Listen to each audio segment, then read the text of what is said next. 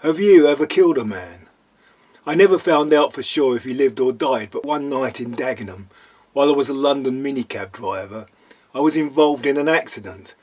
I remember the bystanders telling me the man who walked out in front of my car was drunk. I remember the ambulance crew calling in that there were 2 victims. I was one. They treated me for shock. I don't remember how the passenger got home. I don't know how I got home and how the car got back to the hire company for repairs. I know I was contacted to say there would be no further action, but I was not told if I had killed a man, and I never asked. It was the beginning of the end. I had lost my energy. I felt like I was wading through syrup. My get up and go had got up and gone. I was struggling to make a buck, but piling on pounds. I once had been king of the road. Someone named me street geezer. I worked long hours. The Mondeo was my comedy stage and soapbox. Passengers were my therapy. They listened and told me stories. I could redirect any conversation to lead it to a punchline of my making. I was the cabbie with the savvy. I picked up wisdom and passed it on. They said I should write a book, so I did. I would have missed all that had it not been killed off by the mobile phone. Meanwhile, I was working on a musical that got workshopped at the Theatre Royal Stratford East, and another that was being touted by real West End producers to go on to the Shaftesbury Theatre. I'd also got married and bought a house and was doing it up. Then came the fall. A slipped disc, panic attacks.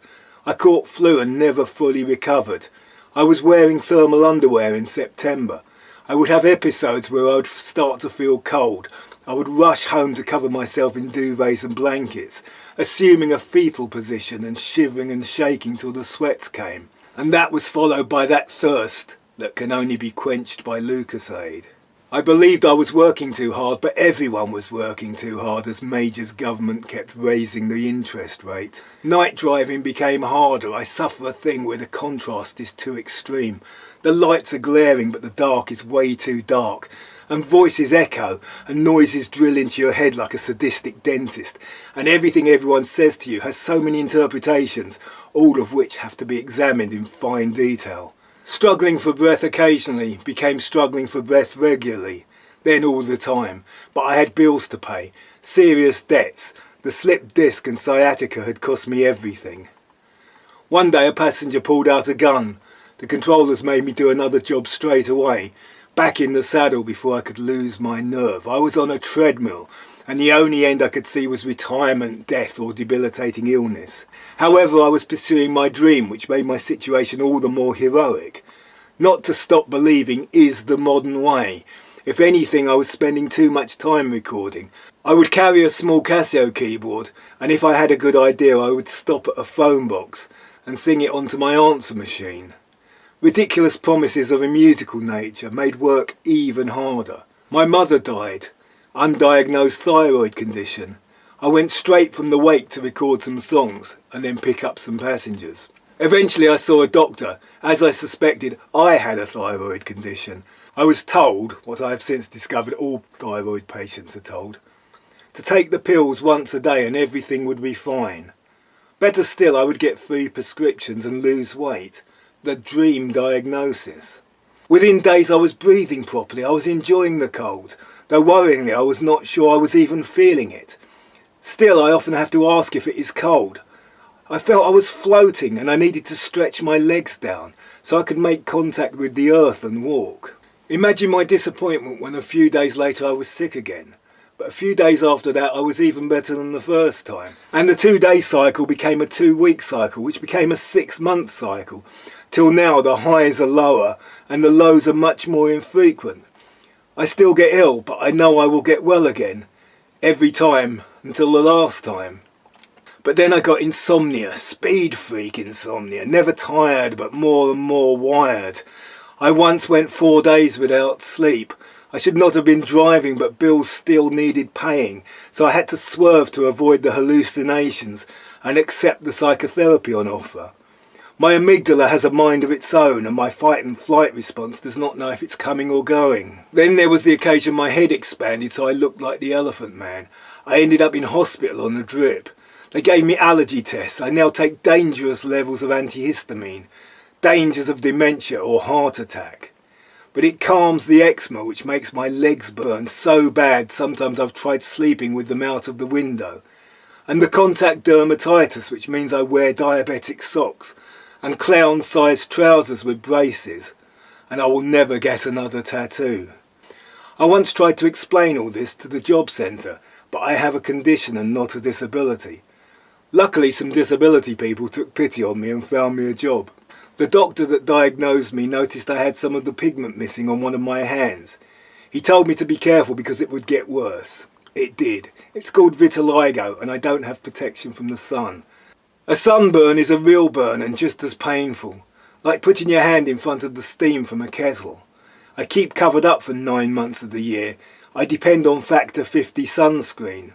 The thyroid affects everything, emotional and physical. My body is trying to kill me. I produce antibodies that attack my thyroid gland and stop it creating a vital hormone that controls every function. But I am alive and I've passed the age at which my mother died. Every morning as I take my meds, I am making the decision to stay alive.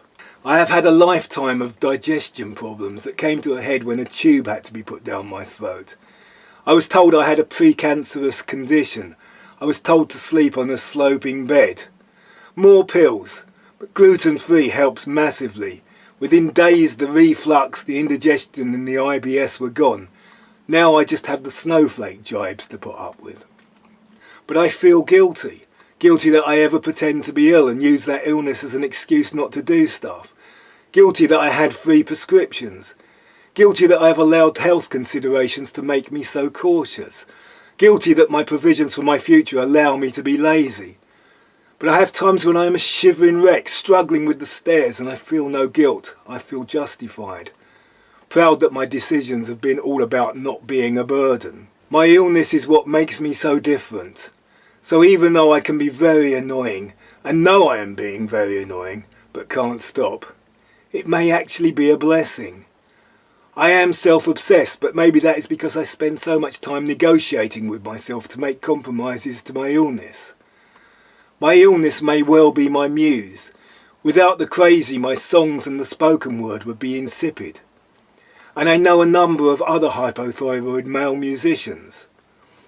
I have no libido, which means I can get on with other things. Asexuality is my superpower. I make my own rules and follow my own dress code. I dress not to impress but to entertain, if only myself, to subvert the expectations and keep the sun at bay. I feel better if I cover the eczema and the vitiligo with makeup, especially if I'm performing, having photos taken, or filming. Otherwise my face looks like a host of gin blossoms, like an ageing fat glam rock or new romantic tribute act. Titus Androgynous. So I was persuaded to do a butterfly eyeliner challenge for Thyroid Awareness week. The butterfly being because it's the shape of the thyroid gland and is sort of regarded as the symbol. And I didn't take too much persuading, it has to be said, because anybody who knows me will know I'm no stranger to wearing makeup. And this is day 3. I've made plenty of attempts. Maybe this might be the one. This is day 4 of my attempts to do a butterfly eyeliner for Thyroid Awareness week. And I've got to stop. I've practically worn my skin down to the skull, putting it on and taking it off. I've filmed myself so many times that it's too much me even for me. And I've got a gig on Saturday, so I better stop all this and start practicing the guitar.